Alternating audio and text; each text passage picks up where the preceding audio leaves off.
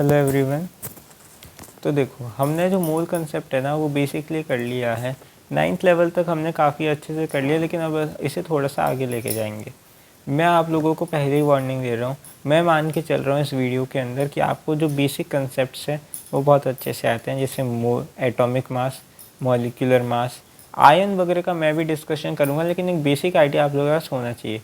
यानी कि जो 9th के अंदर 2nd चैप्टर तक आपके पास जो भी कंसेप्ट और जो बेसिक कंसेप्ट होता है ना केमिस्ट्री का, अगर वो आपको आता है थोड़ा बहुत, तो ये आप इस वीडियो को देखिए, नहीं तो आपको इस वीडियो का कुछ भी समझ नहीं आएगा। मैं जानता हूँ थोड़ा सा रूड है, लेकिन मैं आपको इस वीडियो के ऑलरेडी एक डिस्क्लेमर में देना चाहता हूँ, क्योंकि आज जो है ना मूल कंसेप्ट बहुत ही इंपॉर्टेंट टॉपिक है। मैं देखा कि वो इतना ज़्यादा टफ भी बच्चों को बहुत ज़्यादा लगने लगा है। तो आज ना हमें इसे एक 11th लेवल तक ना टच कर लेंगे। बिल्कुल मैं ये नहीं कह रहा हूँ कि मैं पूरी 11th IIT JEE नीट वालों के लिए नहीं है ये हम 9th-10th वाले बच्चों के लिए, क्योंकि ये जो कंसेप्ट है ना, हम इसे जितना ज़्यादा मास्टर करेंगे आगे जाके उतनी ज़्यादा दिक्कत आएगी। क्योंकि मैंने देखा कि आगे जो बड़े भैया दीदी हैं आप लोगों के, उनमें भी दिक्कत आती है इस कंसेप्ट के अंदर, और ये जो कंसेप्ट है उनके मार्क्स लेके जाते हैं। तो आप लोगों को काफ़ी अच्छा बेस बन जाए, उसके लिए आज हम इसे करने वाले हैं। अगर आप लोगों ने 9th का मूल कंसेप्ट नहीं पढ़ा है, चैप्टर नंबर 3 नहीं पढ़ा है, प्लीज़ पहले उसे जाके पढ़ के आएँ। और अगर चैप्टर नंबर 3 भी नहीं पढ़ा तो इन टॉपिक्स को ज़रूर से पढ़ के आएँ। सबसे पहला टॉपिक है हमारे पास एटॉमिक मास और मॉलिक्यूलर मास। 25 से लेकर 30 तक रट लीजिए, कोई दिक्कत नहीं है। मैं मानता हूँ केमिस्ट्री थोड़ी सी रटने वाली सब्जेक्ट है और ये टॉपिक्स थोड़ा सा रटने वाले, लेकिन आप लोगों को ऑलरेडी जो ट्रिक्स हैं वो मिल जाएंगी ऑनलाइन बड़े आराम से। और थोड़ा बहुत यार याद करना पड़ता है कंसेप्ट लगाने के लिए, तो ये थोड़ा सा आप लोग याद करके आएँ। और एक बेसिक जो है वो आप लोगों के दिमाग में चलनी चाहिए केमिस्ट्री की। एटॉमिक मास इतना होता है, इसका मतलब नंबर ऑफ़ प्रोटॉन्स कितने, नंबर ऑफ़ न्यूट्रॉन्स कितने हैं। हालांकि मैं भी इसके ऊपर चर्चा करूंगा, तो अगर आपने पहले कभी इसे रिवाइज नहीं किया कोई दिक्कत नहीं है, लेकिन थोड़ा बहुत पढ़ा है तो फिर रिलैक्स होकर और इस वीडियो को आप देख सकते हैं। तो आइए शुरू करते हैं। तो देखिए, सबसे पहले मूल होता क्या है। मूल कुछ नहीं है, देखो दोस्तों, मूल जो है बहुत प्यारी सी नन्ही सी छोटी सी चीज़ है। हमें पता है कि हम हमारा वज़न जो है वो मेज़र करते हैं केजी के अंदर। हमें ये भी पता है कि जो लेंथ है उसे हम मेज़र करते हैं मीटर के अंदर। अरे यार, हमें ये भी पता है जो टाइम है हम उसे मेज़र करते हैं सेकंड के अंदर। तो फिर हमें ये भी पता होना चाहिए कि जो कोई सब्सटेंस है, जो कोई ऑब्जेक्ट है, लेट सपोज ये पेन है, तो ये जो पेन है इसके अंदर जितने नंबर ऑफ़ सब्सटेंस है, हमें इसे मेज़र करना है। तो हम कैसे करेंगे, पता होना चाहिए नहीं होना चाहिए। यार एक खुद बात सोचो, हमें ये पता है हमारा वज़न कितना है, हम कैसे मेज़र करते हैं, क्या मेज़र करते हैं, हमें लेंथ की यूनिट पता है, लेंथ को कैसे मेज़र करते हैं ये सब पता है, हमें ये पता है ये टाइम को कैसे मेज़र करते हैं। लेकिन हमें ये नहीं पता ना कि ये जो सब्सटेंस है, ये जो पेन है, इसके अंदर कितने नंबर ऑफ सब पार्टिकल्स है, कितने नंबर ऑफ एटम्स है, कितने नंबर ऑफ मॉलिक्यूल्स हैं, और हम उसे किस तरह से जो है वो नापेंगे। तो बस यही है मूल क्या है। मूल देखो कुछ नहीं है, मूल हमारे पास एक साइंटिफिक SI यूनिट है। अब कुछ बच्चों को SI यूनिट नहीं पता होगा, तो उनके लिए मैं एक्सप्लेन कर देता हूँ। SI यूनिट क्या होता है, स्टैंडर्ड सिस्टम होता है जहाँ पे, अब देखो जैसे हम एग्जांपल लेते हैं लेंथ का। एक बच्चा था हमारे पास गांव का, उसे बड़े होकर साइंटिस्ट बनना था। तो जब वो गांव के अंदर था ना, तो वो जैसे छोटा था, 1st-2nd क्लास में था, तो वो पता है लेंथ कैसे नापता था, एक हाथ, जैसे ये पूरा का पूरा हाथ है तो एक हाथ, या फिर कभी कभी पाँव से नाप लेता था, कभी कभी हाथ से नाप लेता था। फिर थोड़ा सा बड़ा हुआ, इंचेस के अंदर नापने लगा। उसने सुना 1 बीघा खेत है, 2 बीघा खेत है, 10 बीघा खेत है, उसने ये सब सुना, उसने हेक्टर सुना। अब जब वो 5th-6th क्लास में आया ना, जब उसके हाथ में स्केल पकड़ा दिया, जब उसे पता चला कि अच्छा लेंथ की सेंटीमीटर भी यूनिट होती है, ये 1 सेंटीमीटर होता है, ये 2 सेंटीमीटर होता है, 3 सेंटीमीटर होता है। फिर वो और थोड़ी हायर क्लासेस में गया, उसे मीटर पता चला, उसे किलोमीटर पता चला। अब वो जब बाहर गया इंटरनेशनली, तो उसे पता, तो वहाँ पे किसी और चीज़ में मान लेते कि हमारा वो जो बच्चा था वो बहुत बढ़िया साइंटिस्ट बन गया। अब वो जर्मनी चला गया, अब वहाँ पे लेंथ को किसी और यूनिट में मेज़र करे, तो यार वो परेशान हो गया। बोले यार मैं हर जगह जाता हूँ, कहीं भी जाता हूँ, वो कुछ भी कर रहे हैं, कोई हाथ में नाप रहा है, कोई बीघा में नाप रहा है, कोई किसी में नाप रहा है, कोई सेंटीमीटर में नाप रहा है, कोई किलोमीटर में नाप रहा है। मैं ना जिसमें जहाँ पे नापनी है नापो, मेरे को कोई दिक्कत नहीं है। लेकिन हम जो है ना, उसने ऐसी साइंटिस्टों का जो बड़े BDS साइंटिस्ट हैं उनका ग्रुप बनाया और उन्होंने फिक्स कर दिया कि हाँ ये जो है ये ऐसा यूनिट्स होंगी कि जब हम इंटरनेशनली किसी ग्लोबल जगह पे बात करेंगे ना तो हम इस यूनिट का प्रयोग करेंगे, जिससे वहाँ पे जो है वो मिसकन्वर्जेशन ना हो पाए, वहाँ पे तक कन्फ्यूजन ना हो यार। अब मान लो हमारे पास 6-7 कंट्रीज़ जो हैं वो आपस के अंदर मिलके कोई साइंटिफिक रिसर्च टॉपिक जो है वो कर रही है, वहाँ पे एक बंदा इंडिया से भी गया, एक जर्मनी से भी गया, एक USA से भी गया, हमें बढ़िया साइंटिस्ट गए, लेकिन कोई साइंटिस्ट जो है वो मीटर में नापता है, कोई बीघा में नापता है, कोई किसी और में नापता है, कोई किसी और में नापता है, तो यार एक कन्फ्यूजन सा नहीं हो जाएगा, वो क्या बोलना चाह रहा है, वो क्या सुनना चाह रहा है, बहुत कन्फ्यूजन सा हो जाएगा। इसलिए जो है इस तरह की जो इंटरनेशनल चीज़ें होती है, जो स्टैंडर्ड फॉर्म्स होती हैं ना फिक्स कर दी गई हैं, और इसे ही हम कहते हैं SI यूनिट सिस्टम। अब वैसे ही जो मोल है ना कुछ नहीं है भैया, एक SI यूनिट है। जैसे मीटर है, क्या लगता है अरे यार मीटर ये तो अपना दोस्त है, अपने रिश्तेदार है, वैसे ही मोल भी अपना दोस्त अपना रिश्तेदार ही है, ये भी SI यूनिट है। किसकी? ये जो पेन है ना इसके अंदर कितने नंबर ऑफ एटम्स है इसकी। अब बताओ क्या टफ बात है। मोल क्या है? एक साइंटिफिक SI यूनिट है। किस चीज़ की? कोई भी सब्सटेंस ले लो, मैंने ये पेन ले लिया, मैंने ये ढक्कन ले लिया, इसके अंदर कितने नंबर ऑफ पार्टिकल्स हैं उसकी। आई होप ये सारी बातें आप लोगों को हजम हो गई होगी। मैं एक और बार रिपीट कर देता हूँ। मोल क्या है? मोल कुछ नहीं है भैया, मोल क्या है? साइंटिफिक SI यूनिट है। क्या है? साइंटिफिक SI यूनिट है। कोई भी सब्सटेंस है उसके अंदर कितने नंबर ऑफ पार्टिकल्स है उसे मेज़र करने की। देखो जैसे मैं एग्जांपल लेता हूँ, ये मेरे पास क्या है? हाइलाइटर है। अब मेरे को जानना है, मेरे को जो है मन कर रहा है मेरे को जानना है इस हाइलाइटर के अंदर कितने नंबर ऑफ एटम्स है, क्योंकि हमने जब एटम्स चैप्टर पढ़ा था बहुत छोटे होते हैं यार एटम्स। एटम्स जो है वो हम हमारी आँख से देख ही नहीं सकते, बहुत छोटे होते हैं, बहुत कोई छोटे से बिल्कुल इलेक्ट्रॉन माइक्रोस्कोप से दिखते हैं। तो यार मेरी जानने की इच्छा हो रही है इसके अंदर कितने नंबर ऑफ पार्टिकल्स हैं, मुझे जानना है। अब मुझे जानना है तो मैं पढ़ूंगा, मोल कंसेप्ट पढ़ूंगा और ऐसे मास्टर कर दूंगा कि कोई रात को नींद में से 12 बजे उठा के पूछे कि बता इस हाइलाइटर के अंदर, बता गौरव बता इस हाइलाइटर के अंदर कितने नंबर ऑफ पार्टिकल्स हैं, मुझसे यूँ चुटकियों के अंदर आंसर दूंगा। तो चलिए मोल कंसेप्ट को करते हैं शुरू। हमारे सबसे पहला पॉइंट ऑलरेडी डिस्कस हो चुका है कि मोल क्या है? साइंटिफिक SI यूनिट है जिसके अंदर हम कितने नंबर ऑफ पार्टिकल्स हैं उसे मेज़र करते हैं। अब जो मोल है ना वो एक चौराहा है।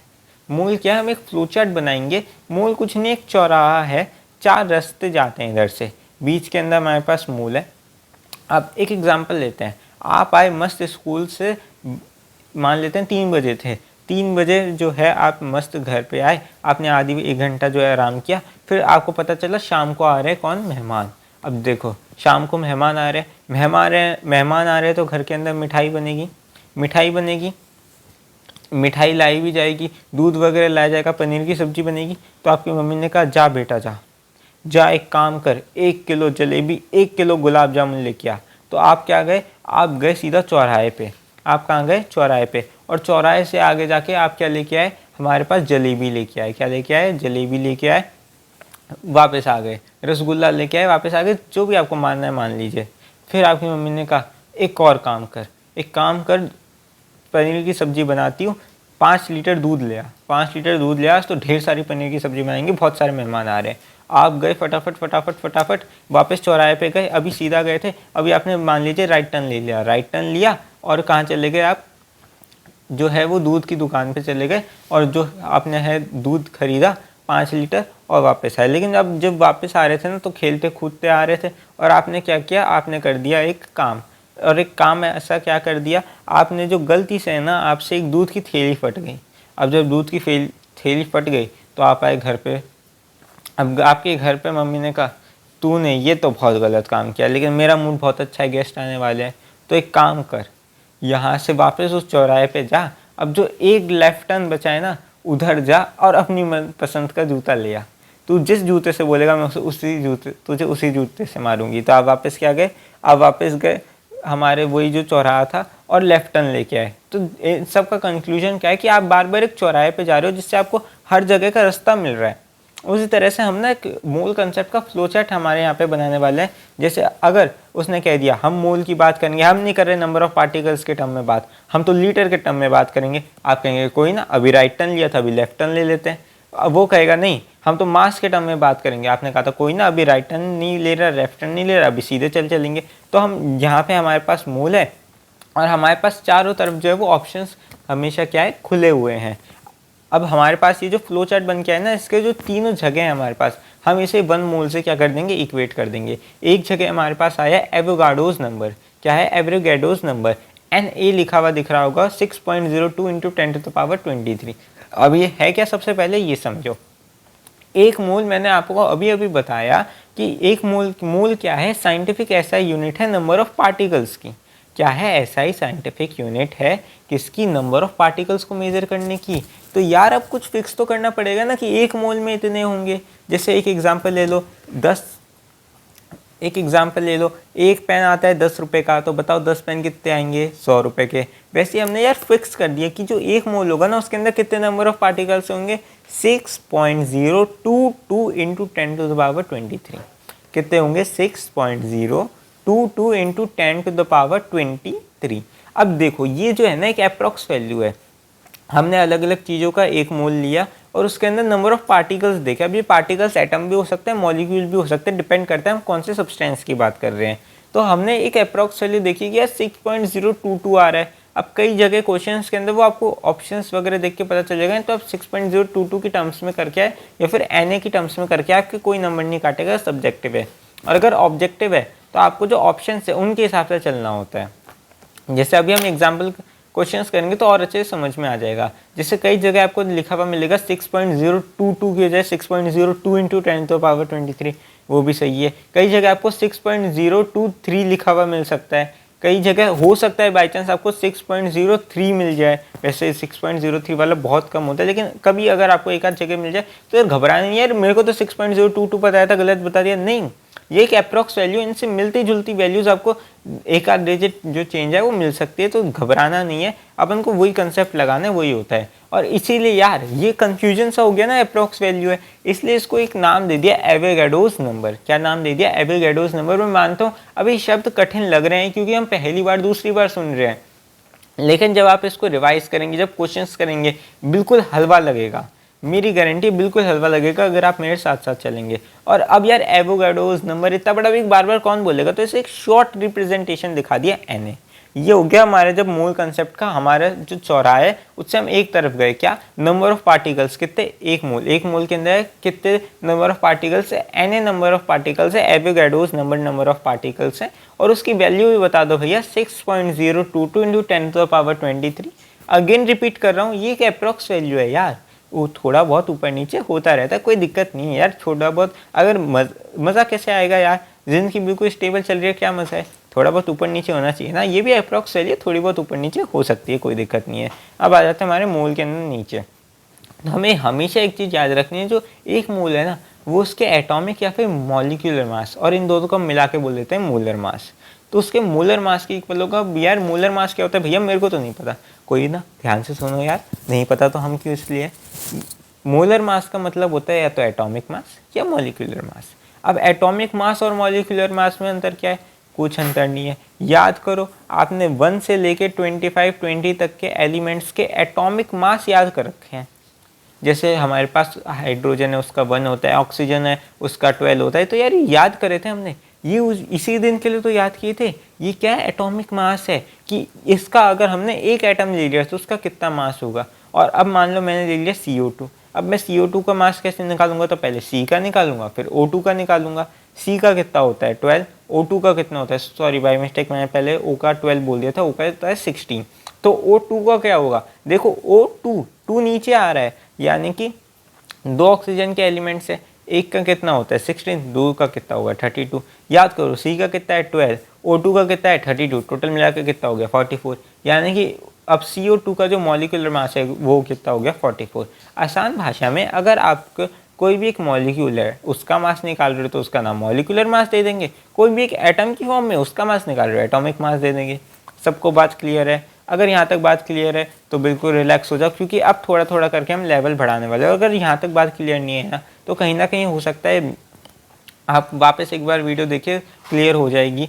हो सकता है आपने बीच में कोई पॉइंट मिस कर दिया हो, या फिर आपके बेसिक्स वीक है, क्योंकि अभी तक मैंने कोई लेवल बढ़ाया ही नहीं है जिसके अंदर अगर कोई भी आपको ये सिंपली बात बोले तो आपको समझ आ जाएगी। फिर इतनी बार रिपीट कर दिए तो अगर आपके बेसिक्स में अगर कोई दिक्कत है ना तो प्लीज़ पहले उसको थोड़ा सा स्ट्रॉन्ग करके आइए।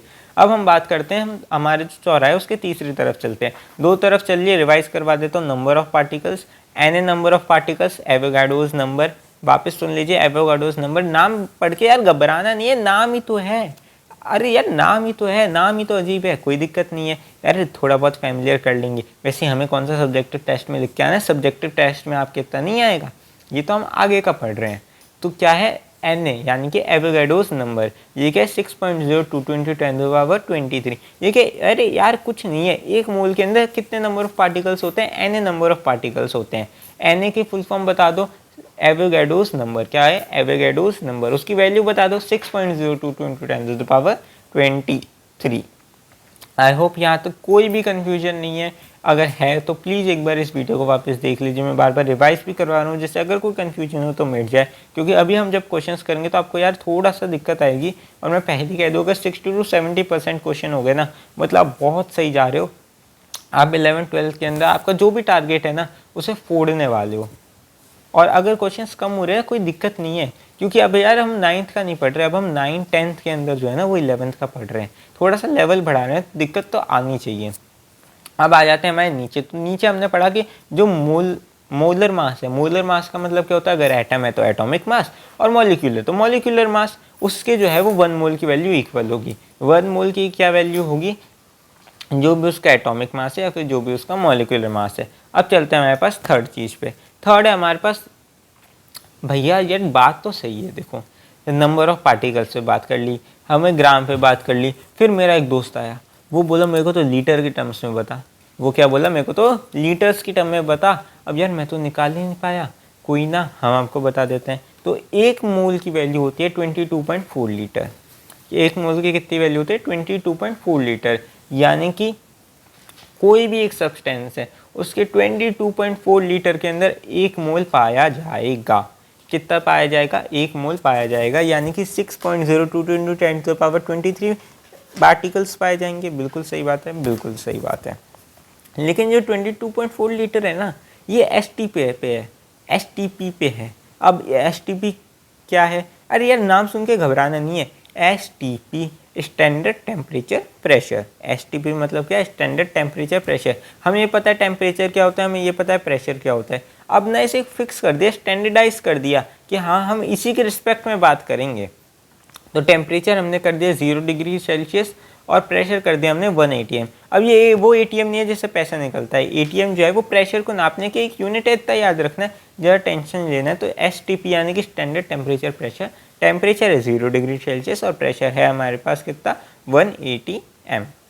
अब ये जो कंडीशन है ना कि 0 डिग्री सेल्सियस टेम्परेचर हो और 1 ATM प्रेशर हो, इस पे अगर कोई भी सब्सटेंस 22.4 लीटर के अंदर पाया जा रहा है, इसका मतलब उसके अंदर कितना है, 1 मोल है। आई होप यहाँ तक बिल्कुल क्लियर है। एक और बार रिवाइज करवा रहा हूँ, बहुत ध्यान से सुनना। एक मोल की वैल्यू कितनी होती है, अगर हम नंबर ऑफ पार्टिकल्स के टर्म में बात करें तो Na मतलब एवोगाड्रोस नंबर, जिसकी वैल्यू होती है 6.022 × 10⁻23। एक और बार रिपीट कर रहा हूँ, ये एक अप्रॉक्स वैल्यू है, एग्जैक्ट वैल्यू नहीं है, थोड़ा बहुत जो है चेंज मिल सकता है। फिर नीचे आ जाओ, नीचे जो है हमारे पास मास नंबर है, यानी कि मोलर मास है। अगर हमारे पास एटम दे रखा है उसका एटॉमिक मास, मॉलिक्यूल दे रखा है तो उसका मॉलिक्यूलर मास। अभी बिल्कुल से क्लिक नहीं हो रही है चीज़ें, कोई दिक्कत नहीं, हम क्वेश्चंस करेंगे क्योंकि क्वेश्चन से ही जो है वो केमिस्ट्री के अंदर कंसेप्ट समझ में आता है। और अभी हम बहुत सारे क्वेश्चंस करने वाले हैं आज की क्लास में। बिल्कुल कई दिनों से क्वेश्चंस चुन रहा था और चुन चुन के क्वेश्चंस लेके आ रहे हैं, बिल्कुल बेसिक से शुरू करेंगे, बिल्कुल हाई लेवल तक लेके जाएंगे। फिर हमारे पास आता है थर्ड आता है हमारे पास वॉल्यूम STP यानी कि स्टैंडर्ड टेम्परेचर प्रेशर पे, जो कि होता है 0 डिग्री सेल्सियस और 1 ATM। अच्छा हाँ, एक और बात सुन लो, कई बार आपको स्टैंडर्ड टेम्परेचर प्रेशर ना बोल के ना NTM बोल देगा, तो जो हमारी क्लासेस है उसके अंदर इसे सेम ही कंसिडर किया जाता है। थोड़ा सा डिफरेंस होता है, वो अभी हम बाद में जानेंगे। अभी तो आप यही मानो कि STP और NTP सेम बात है। तो 22.4 लीटर होता है किस पे, STP घबराना नहीं है, स्टैंडर्ड टेम्परेचर प्रेशर, यानी कि टेम्परेचर और प्रेशर के जो एक फिक्स है ना उसे स्टैंडर्डाइज कर दिया है। टेम्परेचर 0 डिग्री सेल्सियस होना चाहिए, प्रेशर 1 ATM होना चाहिए, तभी जो कोई भी सब्सटेंस है, अगर वो 22.4 लीटर पाया जा रहा है तो उसके अंदर 1 मोल प्रेजेंट होगा। तो यार अब हमें ना इतनी चीज़ तो समझ में आ गई, फ्लो चार्ट समझ में आ गया। अब जो है ना हम फार्मूला डिराइव कर लेते हैं। मैं आपको पहले ही कह देता हूँ, फार्मूला याद करने की बिल्कुल ज़रूरत नहीं है। मेरे को इस चीज़ से पर्सनली बहुत चिढ़ है। फार्मूला अगर आपको क्वेश्चंस करते करते याद हो रहा है, बहुत बढ़िया बात है, नहीं तो यूनिटरी मेथड से आप नॉर्मली निकाल सकते हैं इस फ्लो चार्ट को, अगर आपने अच्छे से समझ लिया है तो। लेकिन एक बार यार फार्मूला डिराइव कर लेते हैं, क्योंकि उससे चीज़ें थोड़ी बहुत ईजी भी हो जाती हैं। तो आइए साथ में जुड़ते हैं और फार्मूला डिराइव करते हैं। तो देखो हमारे पास जो है वो, हम एक बार फार्मूला अच्छे से डिराइव कर लेते हैं, उसके बाद वापस मैं आपको अच्छे से दिखने लगूंगा और हम प्रॉपर बात करेंगे। तो यहाँ पे सबसे पहले जो है वो हम n को नंबर ऑफ़ मोल्स रिप्रेजेंट करेंगे, w गिवन मास के लिए यूज़ करेंगे, m मोलर मास के लिए यूज़ करेंगे। मोलर मास जो है वो उसे हम एटॉमिक मास या फिर मॉलिक्यूलर मास भी कहते हैं। NO जो है वो हम गिवन नंबर ऑफ़ पार्टिकल्स के लिए यूज़ करेंगे। वही हमारे पास जो Na है वो होता है एवोगाड्रोस नंबर, जो कि होता है 6.022 × 10⁻23। और वॉल्यूम VL हम यूज़ करेंगे गिवन वॉल्यूम के लिए। अब देखो हमारे पास क्या क्या गिवन है और क्या क्या स्टैंडर्डाइज फॉर्म है। तो देखो मोलर मास जो है वो स्टैंडर्ड है, वो हमारे पास फ्लो चार्ट में था। जो एवोगाड्रोस नंबर है वो स्टैंडर्ड है, और हमारे पास 1 मोल भी तो स्टैंडर्ड है। हमारे पास क्या स्टैंडर्ड है, 1 मोल स्टैंडर्ड है। क्या चीज़ स्टैंडर्ड है, 1 मोल। ये क्या स्टैंडर्ड है, स्टैंडर्ड मतलब क्या है, हमने फ्लो चार्ट में पढ़ा है। आप तो इतना ध्यान रखो, हमने 3-4 चीज़ें जो है वो फ्लो चार्ट में पढ़ी हैं। एक पढ़ा है हमने 22.4 लीटर। तो अब हम क्या करेंगे, ये जो भी हमने अब इस फॉर्मूले में ध्यान से देखना, ये फॉर्मूला आपके लिए ईजी बना देता हूँ। देखो नीचे सारी की सारी वही चीज़ें नहीं है जो हमने उसमें देखी थी फ्लो चार्ट में। ध्यान से देखो, 1 मोल इज़ इक्वल में molar mass, molar mass is equal के अंदर Na number of particles, 1 mole equal के अंदर number of particles Na Avogadro's number, 1 mole equal के अंदर 22.4 लीटर। अब इसके अंदर हमें जो जो निकालना है वो दे दो। जैसे n है वो हमें निकालना है। अब जब n निकालना है, हमें इसमें से कुछ भी निकालना हो सकता है और कुछ भी दिया हो सकता है। ये हमारे पास क्या है, हमारे पास 4 इक्वेशंस आ गई हैं। इन चारों में से किसी भी 2 का यूज़ करके आपको, जैसे आपको number of particles, number of moles निकालने को दे दिए और वॉल्यूम दे दिया 11.2, तो आप कुछ नहीं कर रहे हैं, 11.2/22.4 ये लगा देना है और आपके पास आंसर आ जाएगा। नीचे सारे वही हैं जो हमने फ्लो चार्ट में पढ़ा था, यानी कि स्टैंडर्ड, और ऊपर जो भी या तो गिवन हो या क्या करने हो, फाइंड करने हो, क्या करने हो, फाइंड करने हो। जिससे क्वेश्चन ऐसा भी आ सकता है, क्या 2 मोल्स गिवन है और आपको VL फाइंड आउट करना है, तो आप क्या करेंगे, ये वाला फॉर्मूला लगा देंगे सीधा सीधा। इस तरह के जो क्वेश्चंस है वो आते हैं। आई होप सबको ये बात समझ आ गई। तो चलिए अब हम लगातार क्वेश्चन प्रैक्टिस करेंगे, बीच में अगर कोई एक आध कंसेप्ट आएगा तो उसे डिस्कस करेंगे। सबसे पहला हमारे पास जो क्वेश्चन है वो एक क्वेश्चन मैं आपको ओरली बता रहा हूँ, प्रॉपर हम नहीं लिखेंगे क्योंकि हमारे पास अभी इस समय ये रफ प्रैक्टिस है। थोड़ा सा छोटा लिख लेते हैं। हाँ, क्वेश्चन हमें ये कह रहा है, हमें number of particles find out करने हैं, यानी कि NO फाइंड आउट करना है। मैं शॉर्ट फॉर्म में यूज़ कर रहा हूँ, जो मैंने आपको अभी थोड़ी देर पहले बताई थी। वापस बता देता हूँ, NO मतलब है नंबर ऑफ़ पार्टिकल्स। कितने के अंदर, 16 ग्राम O2 के अंदर। बिल्कुल बेसिक सा सवाल है, फटाफट से वीडियो को पॉज कीजिए, आंसर कीजिए। अगर आ गया है तो बहुत बढ़िया बात है, नहीं आ रहा है तो निराश नहीं होना यार, पहला क्वेश्चन ना आ जाएगा। चलिए अब सॉल्यूशन देख लेते हैं। आई होप आप सबने अच्छे से ट्राई कर लिया होगा, कोई फ़र्क नहीं पड़ता आया कि नहीं आया। अगर हम राइट वे पे तो यार ना आना ना कोई बड़ी बात नहीं है, ये तो प्रोसेस है। अगर आपको डायरेक्ट आ रहा है ना, मतलब आपकी या तो पिछले जो टाइम है उसकी मेहनत है, या फिर आपका IQ बहुत तेज़ है। और अगर नहीं आ रहा है ना, तो मैं सच कह रहा हूँ बहुत बेस्ट चल रहे हो, क्योंकि ये ना सच्चाई है, हो सकता है थोड़ी सी कड़वी लगे, कि जो तुरंत से आ जाता है ना चीज़, वो ना उसमें मज़ा नहीं आता। जो थोड़ा थोड़ा करके आप मास्टर करते हो ना, उसमें मज़ा आता है। और वो ना आपको जो लंबे टाइम तक याद भी रहता है, जो आप थोड़ा थोड़ा करके मास्टर करते हो। तो चलिए नंबर ऑफ़ पार्टिकल्स निकालने हैं 16 ग्राम ऑफ O2 के अंदर। तो देखो, हाँ ये याद रख, हमेशा हमारा जो फ्लो चार्ट है उसे याद रखना। नंबर ऑफ़ पार्टिकल्स निकालने, तो एक बात सोचो, एवोगाड्रोस नंबर, एवोगाड्रोस नंबर जो है वो एक मोल के इक्वल होंगे, और एक मोल जो है वो मोलर मास के इक्वल होगा। ऑक्सीजन देखा जाए तो क्या है, O2, एक O का मास नंबर होता है 16, 2 का कितना हो जाएगा 32। एक O का कितना मास होता है 16, 2 का कितना हो जाएगा 32, यानी कि मोलर मास कितना आ गया 32।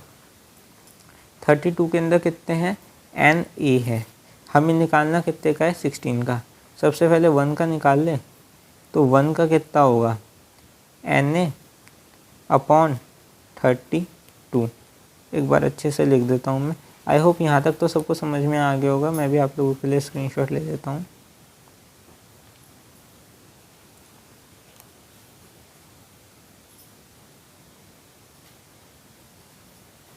मैं कोशिश करूँगा एक PDF बना के या फिर लास्ट में ये जो फ़ोटोज़ हैं सारे चिपका दूँ, तो अभी लिखने की टेंशन मत करना, नहीं तो बाद में वीडियो को इस टाइम पे आके लिख लेना।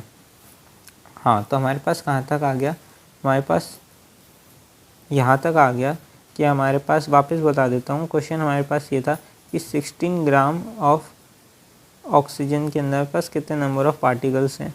तो देखो Na नंबर ऑफ़ पार्टिकल्स कितने में होंगे, 1 मोल, और 1 मोल की वैल्यू कितनी होती है, उसके मोलर मास के इक्वल। इसका मोलर मास कितना होगा 32, मोलर मास कितना होगा 32। तो 1 की वैल्यू निकाल लो, 1 ग्राम के अंदर कितना है, 1 ग्राम में कितना है Na/32। 16 ग्राम में कितना है, 16 मल्टीप्लाइड बाय Na/32, यानी कि Na/2। आंसर क्या आ रहा है Na/2। Na/2 क्या हमारे पास आंसर। इसे अपने आप करने की कोशिश करना, बहुत मैं सच कह रहा हूँ। क्वेश्चन अगर आपको सच में समझ आ गया होगा ना तो तुरंत हो जाएगा, नहीं तो एक बार वापस आना, वापस ट्राई करना। अब इसे करते हैं डायरेक्ट फार्मूला से। फार्मूला से करें तो फार्मूला से करते हैं, तो हमें पता है मोल की, एक मोल जो है वो बराबर होता है गिवन मास, जिसे हम W से रिप्रेजेंट कर रहे हैं, अपॉन मोलर मास, इक्वल में होता है हमारे पास given number of volume upon Na। Given mass हमारे पास 16, मोलर मास होता है 32। N हो हमें फाइंड आउट करना है, Na ही है, ये कितना हो जाएगा 1/2, और N अब कर दो आप क्रॉस मल्टीप्लाई, तो इससे आंसर वही आएगा Na/2 इक्वल में NO। आई होप आप लोगों को बात समझ आ गई होगी। चलिए आगे बढ़ते हैं। इस पे अभी क्या है, थोड़ी सी हैंडराइटिंग का इश्यू हो रहा है, लेकिन थोड़ा सा कोशिश करना तो आपको समझ में आ जाएगा, साथ में बोलता भी जा रहा हूँ। अब करते हैं हमारे पास अगला क्वेश्चन। अगला क्वेश्चन क्या है, हमें अब ये अगला क्वेश्चन है ना, मैं सच कह रहा हूँ, इसे अच्छे से लिख लेना अभी के अभी, और एक स्टार लगा लो शानदार तरीके से। हो सकता है आपको इसे 2-3 बार वापस जाना पड़े, आपको समझ में ना आए हुआ क्या है, कोई बड़ी बात नहीं है। इस क्वेश्चन को ध्यान से सुनना। हमें मास पर पार्टिकल निकालना है। हमें क्या निकालना है, मास पर पार्टिकल, किसका, ऑफ H2SO4। H2SO4 के अंदर टोटल नंबर ऑफ पार्टिकल्स कितने होंगे, मैं पहले क्वेश्चन ही समझा देता हूँ। होंगे Na, कितने होंगे Na। अब हमें इसका तो मोलर मास पता है, अब हमें एक पार्टिकल है ना उसका मास निकालना है। क्या निकालना है, एक पार्टिकल का मास निकालना है। फटाफट से कर लीजिएगा इसको। आई होप सब ने ट्राई कर लिया होगा। चलिए तो अब आंसर की तरफ बढ़ते हैं। सॉल्यूशन, हमारे पास क्वेश्चन में गिवन है H2SO4। सबसे पहले इसका मोलर मास निकाल ले, mm। हाइड्रोजन का होता है 1, तो H2 यानी कि 2, प्लस सल्फ़र का कितना होता है 32 प्लस एक ऑक्सीजन का कितना होता है 16, कितने हैं 4, 16 इंटू 4 64, टोटल कितना आ गया हमारे पास 98, यानी कि इसका मोलर मास कितना आ गया 98 ग्राम्स आ गया। आई होप आप लोगों को यहाँ तक क्लियर होगा।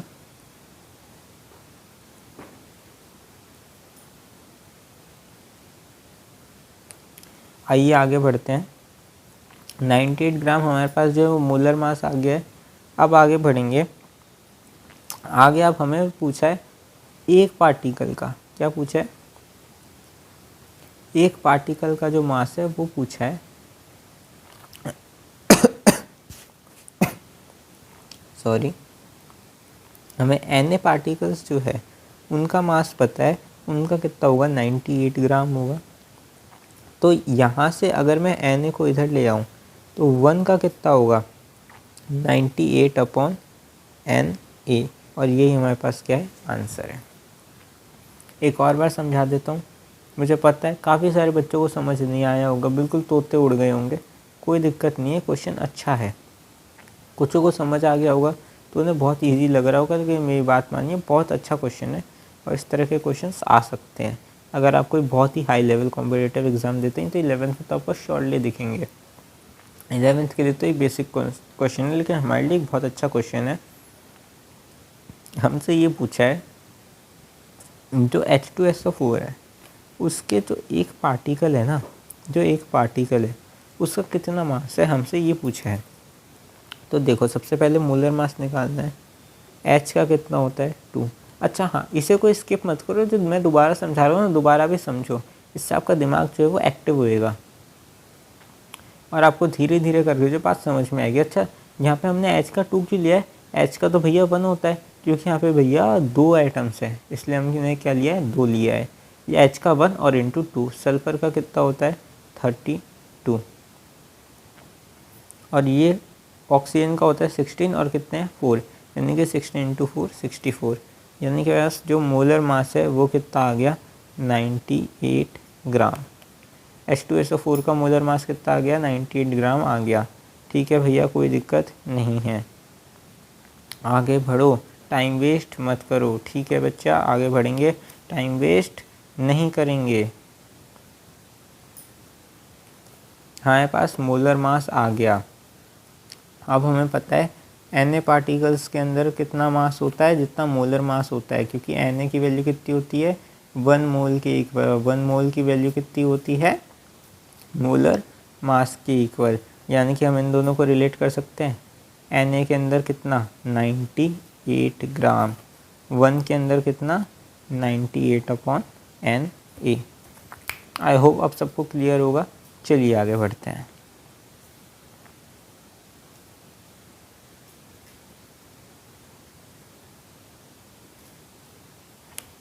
अब आते हैं हमारे पास अगले क्वेश्चन पे। अभी हम 5-6 क्वेश्चंस की और प्रैक्टिस करने की कोशिश करते हैं और समय सीमा जो है वो काफ़ी हो गई है। मैं भी देखिए अपनी कॉपी लेके बैठा हूँ, क्योंकि सबसे अच्छे से अच्छे क्वेश्चंस जो है वो मेरे पास इस समय आप लोगों के लिए वो मैं लेके आया हूँ। अब पहले एक जो है ना छोटा सा कंसेप्ट जो है वो हम समझ लेते हैं। वैसे ये कंसेप्ट इसका पार्ट नहीं है कि मेरे को लगा आपको समझाना चाहिए। हमें पता है जो नंबर, अब यहाँ पे जो है ना मैं शॉर्ट फॉर्म्स का यूज़ करूँगा तो थोड़ा सा ध्यान रखना। Z का मतलब होता है हमारे पास, क्या होता है हमारे पास एटॉमिक नंबर। Z का मतलब क्या है, Z को मैं यहाँ पे एटॉमिक नंबर से डिनोट कर रहा हूँ। हम एग्जांपल लेके चलेंगे यहाँ पे ऑक्सीजन का, तो ऑक्सीजन का कितना होता है 8 होता है हमारे पास क्या Z, और Z को मैं यहाँ पे किससे डिनोट कर रहा हूँ एटॉमिक नंबर से डिनोट कर रहा हूँ। कितना होता है हमारे पास एटॉमिक नंबर 8 होता है। किसकी बात चल रही है, ऑक्सीजन की बात चल रही है। तो यानी कि इसके अंदर प्रोटॉन्स कितने हैं 8 है, और अगर न्यूट्रल कंडीशन पे तो इलेक्ट्रॉन्स भी कितने हैं 8 ही हैं।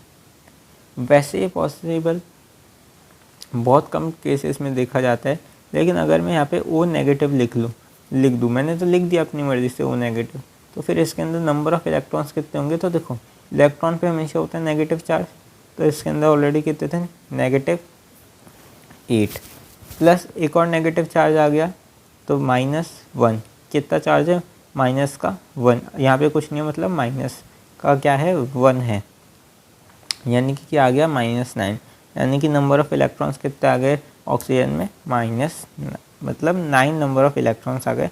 साइन हमें लेके नहीं चलना, साइन हमारे कैलकुलेशन के अंदर काम आता है।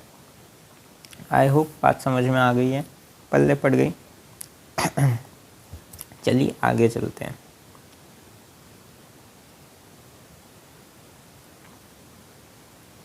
अब हम एक क्वेश्चन कर लेते हैं, क्वेश्चन डाल लीजिए और इसे भी स्टार लगा लीजिएगा। इसके बाद जो है बस एक क्वेश्चन और करने की कोशिश करते हैं, फिर इसी क्वेश्चन पे चलिए आपको छोड़ देंगे, फिर देखेंगे कोई एक अगर हम नया लेके आएंगे टॉपिक वीडियो तो लेके आएंगे जिसके अंदर हम स्टोइशियोमेट्री और लिमिटिंग रिएजेंट्स वगैरह की बात कर लेंगे। उसके बाद तो क्वेश्चंस ही क्वेश्चंस चलते हैं।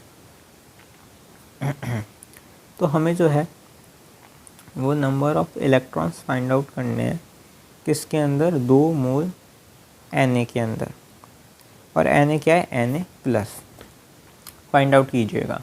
आराम से रोक लीजिए, डबल स्टार लगा लीजिएगा, बहुत अच्छा क्वेश्चन है।